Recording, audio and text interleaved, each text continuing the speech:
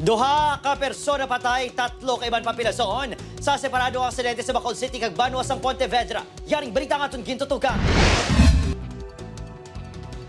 Ginbawian sa kabuhi ang isa ka rider samtang pilason ang tatlo pa ka mga persona matapos nagbunggo ang iyang motorsiklo sa isa pa ka motorsiklo.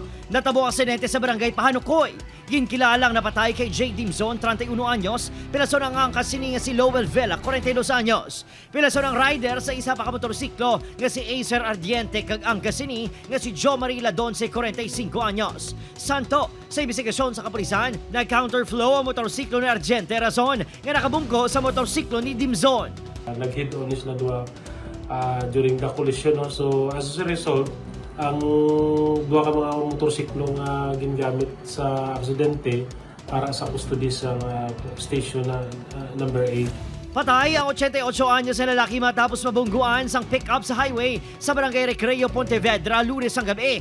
Sakay sa tricycad ang biktima yung ginagamit sini sa pagpangkuha sa scrap. Posible wala man deparahan sa driver nga taga Kabangkalan City ang tricycad. Medyo mahaba kasi yung linya dito na daanan na 4 lanes. Yung mga driver dito, sobrang bilis na magpatakbo.